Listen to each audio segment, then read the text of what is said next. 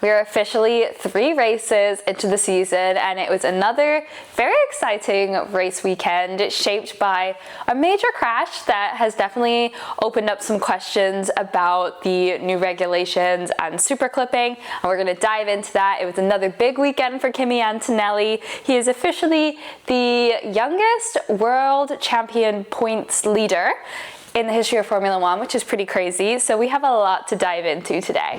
Hi, welcome back to the Grid Girls Formula, your F1 podcast where we dive into what makes Formula One so interesting, from the technical details and strategy to the people, decisions, and stories behind the races. If you haven't already, make sure that you subscribe on whatever platform you're listening to us on. Follow us on Spotify, subscribe to us on YouTube, give us a follow at Grid Girls Formula on Instagram. And with all of that covered, let's just dive into the episode.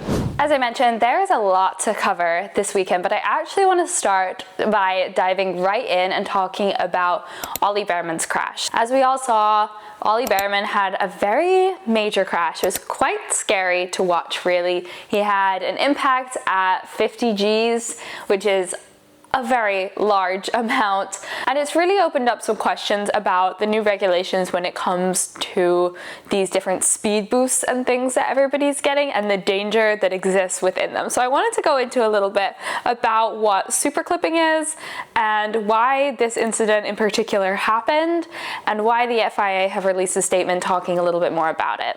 So on a Formula One car, there is a device called the MGUK, and this is basically a generator. So it's able to recuperate energy from the powertrain system. It can recuperate energy when you're braking, or if the driver is doing some lifting and coasting. Essentially, they're coming off of the accelerator. But it can also harvest energy when the driver is accelerating, when it's at full throttle. And this is basically what super clipping is. It's just when the driver is at full throttle and the MGUK is able to harvest energy.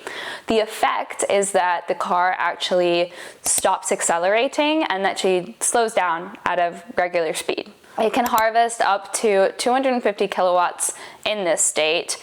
And like I said, the car stops accelerating, so it's going to hit a lower top speed than we would typically see. So why would we want this? Like, isn't Formula One all about reaching that maximum top speed? Well, actually, in this world, we also have to consider the fact that we now have active aero. And active aero basically means that we are opening our wings on the straights to reduce drag, and then we're closing them again when we go around a corner.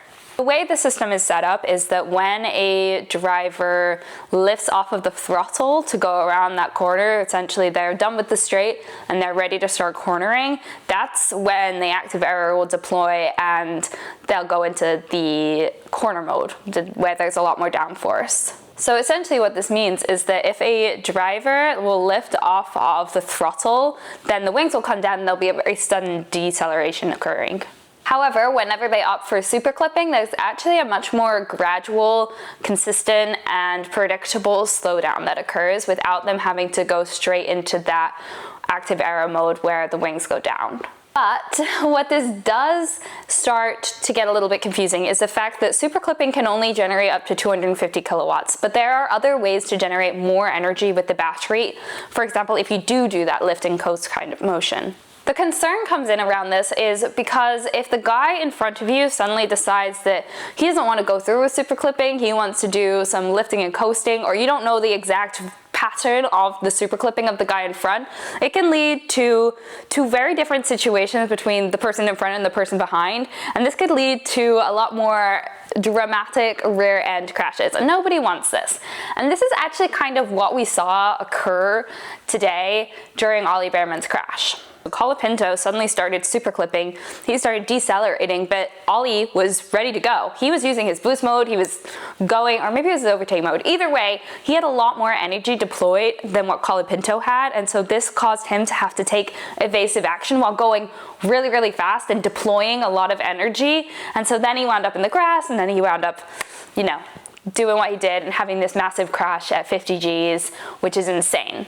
Thankfully, of course, Ollie is okay. He has some bruising, but there's no broken bones or fractures or anything, so hopefully he has a lot of time to recover over the next month without any Formula One, but it is definitely a very scary incident that helps to shed light on what the big concern is with these new regulations. The FIA had already changed some of the rules going into qualifying to reduce the energy recovery from 9 megajoules down to 8 megajoules, and they released a statement today after Ollie's crash basically hinting that there is still a lot of work to be done on these regulations and that they are definitely listening to the drivers when they say that these can cause really dangerous situations like the one that we saw today.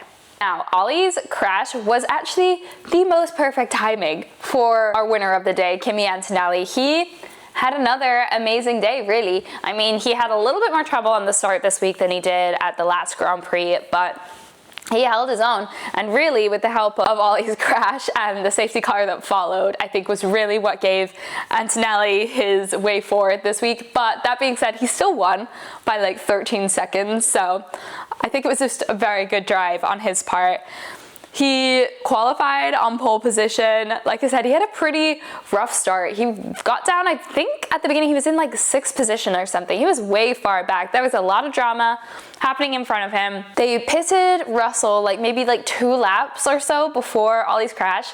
And so Antonelli just got super lucky, and Ollie's crash meant that he could come into the pits and get a free pit stop. And as a result, he's now the youngest person to ever lead a world championship, which is an insane stat. And you know, last week I was saying that I'm not sure if he has it in him to be a world champion, but he is 2 races in. So far, he's defying the odds. He is not matching at all what I thought was going to happen, but I do think he's going to take the fight to Russell. I think that it's not going to be super straightforward as to which one of them is going to win. And honestly, on the whole, I actually think that Ferrari and McLaren are going to give them a run for their money. If they can develop quick enough, then I think that they have the potential, because they are not that far off. And I really think that we saw that today with the fights between the top 6 drivers, especially like the 2 Mercedes, 2 McLarens, 2 Ferraris. Like it was hard to tell who was going to be up there and winning. I did feel a little bit for Russell this weekend. I don't think it was his weekend. He just got bad luck with the safety car. It sounded like he was having some bad luck with his setup and his power unit. You could hear his frustration on the radio. I think actually Toto Wolff came on at one point. It was like, dude, just run your own race, like chill out kind of vibe. And it definitely, he just seemed to be a little on edge. And I would be too if I was him. If my little younger teammate was gonna give me a run for my money, not gonna make this easy for him. I think that Russell's troubles though really highlight the fact that Mercedes are not perfect. And this week it is Russell having these issues. Next week it could be Antonelli having those issues. The following week it could be both of them. As I said, I don't think they have it quite as in the bag as everybody thinks that they do. And speaking of people who are going to give them a run for their money, now we finally have Oscar Piastri on track after a couple of weeks of his absence. It was really exciting to see him out there. It was actually so funny in the cool down room afterwards, since he got P2. It was like, this was his first chance to debrief. He was like, he said something to Leclerc. He was like, oh, like, yeah, I really see what you mean with the mushroom thing. And I'm like, oh, that's so funny. Like, they're like, well, like they've been doing this for 2 races now. This was Piastri's first proper race. So great to see him out there, and I think he did a phenomenal job. I think if it wasn't for the safety car, he really would have had a much better shot of actually winning the race. Piastri decided to pit pretty early in an attempt to undercut, which is tough on a track like this because it's just such a long time to go whenever you're on that hard tire, and it's like, do you want to be at the end of the race on slightly newer tires, or do you want to do the undercut now? Like, it's definitely a hard decision. And I also thought that Norris did a pretty decent job. He was fighting with Hamilton for a lot of the time. It was actually kind of funny. I felt like there was like parallel fights going on between Norris and Hamilton, and then Russell and Leclerc. Russell had a great fight towards the end. The last couple laps, I was like on the edge of my seat about whether Russell was going to manage to overtake Leclerc. I think like one more lap and Russell would have had him, but we had a Ferrari on the podium again, which is great. And it's also great for my fantasy team because I have Charles Leclerc on my fantasy team. There was a couple of little moments between the Ferraris. Again, we didn't quite get as much fighting as we did last time between them, but they did have this little incident where I was like holding my breath as to whether they hit each other or not. Leclerc even said afterwards that he thought that he had been hit and he did get a puncture, but luckily he was all good and they were able to keep going. Thank goodness, because that would have been very bad. Hamilton did have a little lockup at one point, and he actually like cut the apex, and so he went straight instead of like, you know, taking the whole turn. And Norris tried to be like, oh, he needs to give the position back, which I think was a bit bold. I understand how he could have gained an advantage from going there, but I don't think Norris was quite close enough to be able to say that, like that there's no guarantee Norris would have overtaken him had he not taken that straight line. And in the end, the stewards said no additional investigation needed, so it was all good, and Norris wound up overtaking him after a couple laps anyway. Now, as exciting as the fight between the four runners was, I think that we have to talk about Max Verstappen and the fact that he just like wasn't even in the running. Like, Red Bull is looking like a midfield team so far. They really need to sort out whatever issues that have been going on, because Verstappen literally got knocked out in Q2. Arvid Lindblad, who is like the rookie and in a Racing Bulls, out-qualified Verstappen at the very last second and knocked him down. So he was out in Q2, which was just insane to see. I was like, there's absolutely no way. And he came in, he was so frustrated, you could tell he's just like, this car is completely undrivable. And to make matters worse, this is a track that he has historically been so dominant at. He has been on pole and then I believe got on to win the last 4 Japanese Grand Prix. So to see him struggling so much this weekend was definitely tough. He spent half the race battling Pierre Gasly, who did an amazing job, by the way. I have to applaud him because he's one of those drivers, in my opinion, that is just so strong. And if you give him the right car that works well with his driving style, which I think he has right now, he's really able to push it to its limit. And he's a great driver, and it was really cool to see this fight play out between Pierre and Max. Another person who struggled a lot this weekend, unfortunately, was Alex Albon. In free practice 1, he had an incident with Perez. P2, he had a near miss with Gasly, and then he just stopped on the track. During qualifying, he was knocked out in Q1. Was not happy about that. There was like some comments made over the radio where he was like, oh, like it's not me, it's my driving style, which can be interpreted a few different ways, but on the whole, just not his weekend, and he was just not happy. He didn't really race in the race in the end. Like, they were doing like practice pit stops with him towards the end of the race. I think he did like 6 pit stops in a row or something. So they kind of turned this into like an extra free practice session because he just wasn't even in the running. With that, let's wrap up with our current standings for the championship. In first place, we have Kimi Antonelli with 72 points. Second place, George Russell, 63 points. Charles Leclerc, 49. Lewis Hamilton, 41. And Lando Norris, 25. As for the Constructors Championship, so far we have Mercedes with 135, Ferrari, 90, McLaren, 46.